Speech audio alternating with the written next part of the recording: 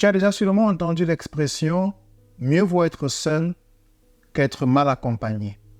Dans la vidéo d'aujourd'hui, je vais te parler d'un élément important, la solitude. Dans un monde où on vit et on a toujours comme l'impression qu'il faut rester connecté, qu'il faut être membre d'un groupe, qu'il faut appartenir à une petite communauté ou alors une plus grande communauté, j'ai envie de te dire que ton succès, la réalisation des projets que tu te donnes, que tu formules pour toi et ta vie et ta famille, va passer aussi par les moments de solitude que tu vas identifier et exécuter dans ta vie.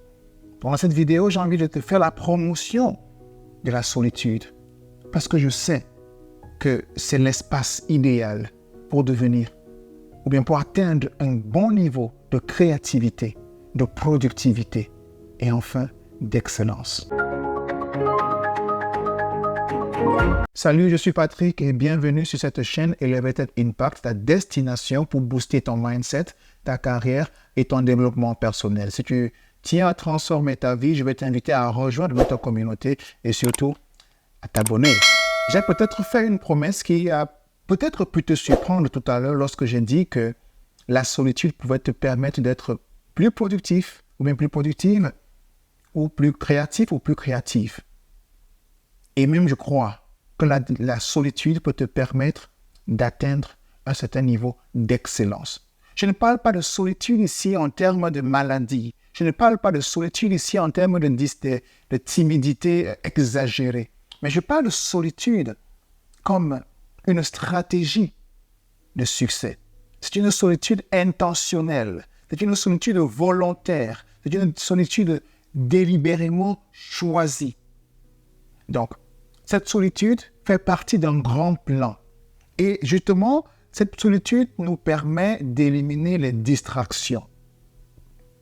On connaît Bill Gates pour son fameux Think Weeks. C'est-à-dire que de temps en temps, il se prend quelques semaines où il se met à l'écart de tout. Il se concentre non seulement sur ses lectures, mais sur d'autres projets. OK? C'est de ce type de solitude dont je parle ici. Ce petit moment que tu prends pour toi. Tu n'es pas obligé de prendre une semaine. Tu n'es pas obligé de prendre des mois. Tu n'es pas obligé de prendre tout un week-end. Ça peut être 1 heure par jour. Ça peut être 30 minutes par jour. Mais un moment pendant lequel tu te ressources. Un moment pendant lequel tu élimines toute distraction. Pas de téléphone, pas d'ordinateur, rien. Tu es seul dans ton coin. Tu es là avec toi-même. Tu t'entends réfléchir, tu t'entends parler dans la tête.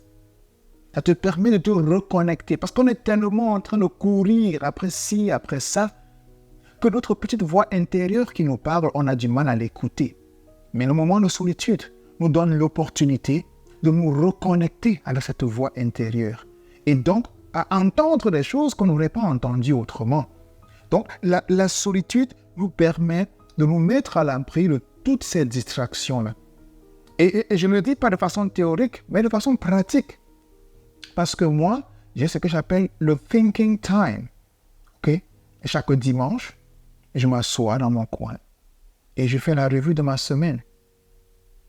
Qu'est-ce que j'ai fait?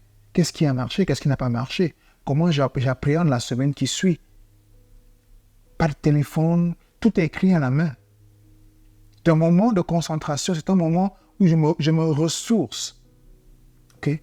Donc, quand je parle de solitude, c'est de ce genre de situation dont je parle. C'est ce que moi je t'encourage à faire parce que ça te permet de te mettre à l'abri des distractions et de faire ce que tu as vraiment prévu de faire. Parce que quand tu sors d'une pareille séance, tu as un plan pour ta semaine.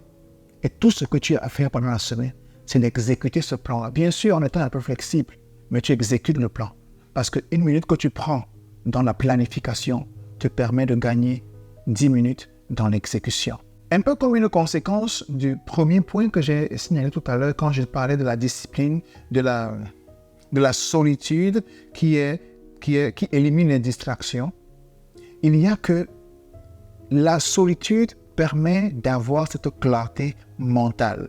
Parce que tu es seul dans ton coin. Tu n'as pas un appel qui entre. Tu n'as pas une notification email. Tu n'as pas une conversation sur un groupe WhatsApp qui va te perturber. Okay? Il n'y a pas une musique que tu es en train d'écouter quelque part. Il y a cette clarté mentale qui s'opère. c'est très important pour pouvoir faire la différence. Parce que le rythme dans lequel nous vivons est suffisamment effréné.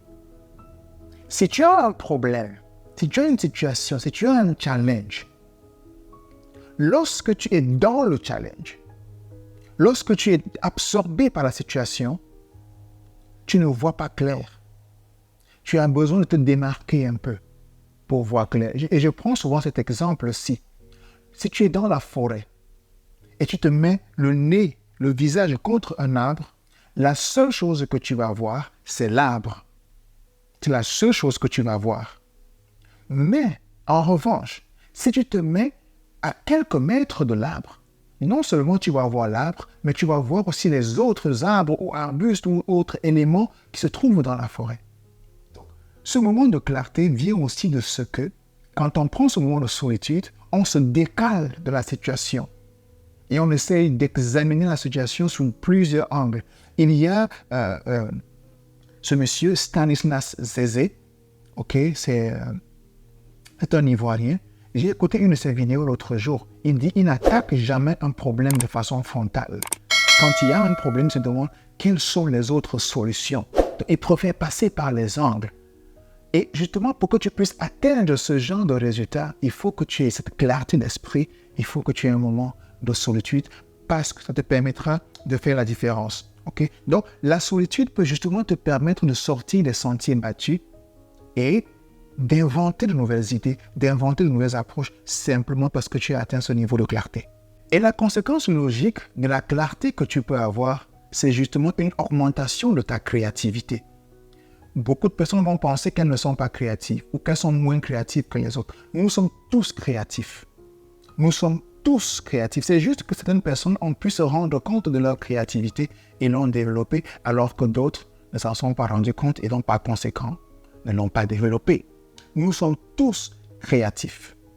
Maintenant, la créativité peut s'exprimer de plusieurs façons. Une personne peut être créative parce qu'elle cuisine bien. Une autre peut être créative parce qu'elle fait bien des gâteaux. Une autre peut être créative parce qu'elle sait écrire. Une autre est créative parce qu'elle chante. Une autre est créative, personne est créative parce qu'elle joue au football et ainsi de suite. Tout ça, ce sont des expressions de créativité. Et on a donc besoin de se ressourcer.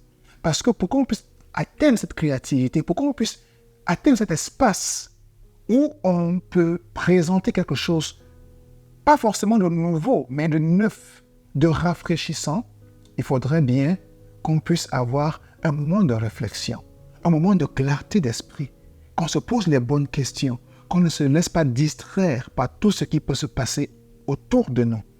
Donc, la solitude aussi favorise cette créativité-là, cette capacité d'imaginer, cette capacité de penser à une alternative par rapport à ce qu'on est en train de vivre maintenant.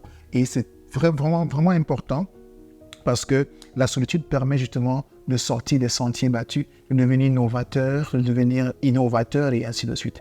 Et rien que cela, c'est un grand pas considérable vers l'excellence. Parce que l'excellence va te permettre de faire la même chose, mais avec une certaine expertise, avec une touche particulière. Et bien voilà, on va se dire, celui-ci il est excellent. Pourquoi? Parce que aussi il a pu prendre le temps de réfléchir sur tous ces éléments avant de proposer quelque chose de consistant. Une chose qui pourra donc découler de tous les éléments que j'ai pu dire il y a un instant, c'est que la solitude nous permet de travailler en profondeur.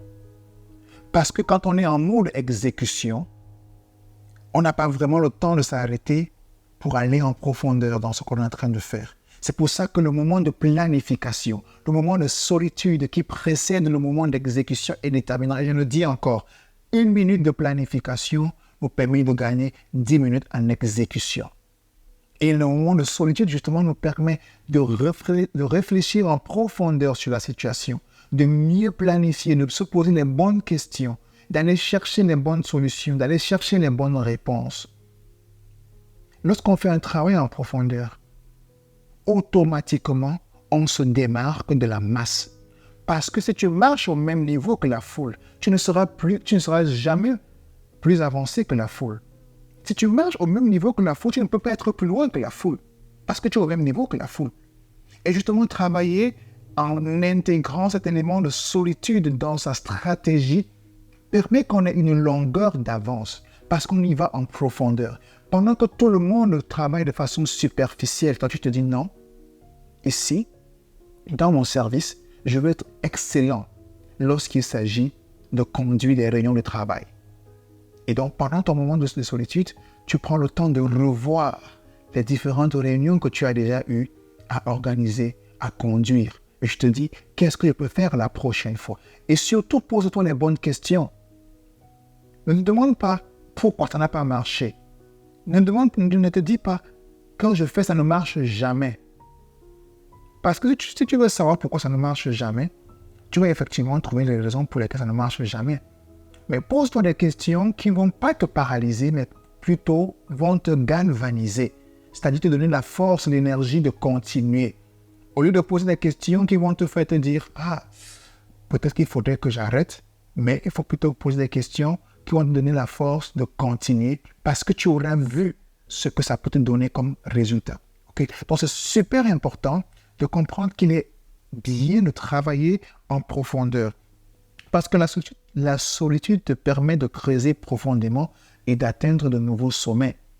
Si tu n'as pas ce temps de réflexion, alors tu n'auras pas le temps de creuser et donc tu n'atteindras pas de nouveaux sommets. Je souhaite que les différents éléments que j'ai partagés ici, en termes de solitude, te permettent de revoir les choses autrement, d'avoir ce nouveau mindset, cette nouvelle façon d'appréhender les choses pour atteindre de meilleurs résultats. Ça peut ne pas être facile au début parce qu'on n'est pas habitué à cela. Mais avec le temps, avec la pratique, surtout avec la discipline, on crée une nouvelle habitude qui nous conduit vers un nouveau résultat. C'est tout le bonheur que je puis te souhaiter. Like cette vidéo, abonne-toi et ne manque pas de regarder la prochaine vidéo. À très bientôt. Ciao.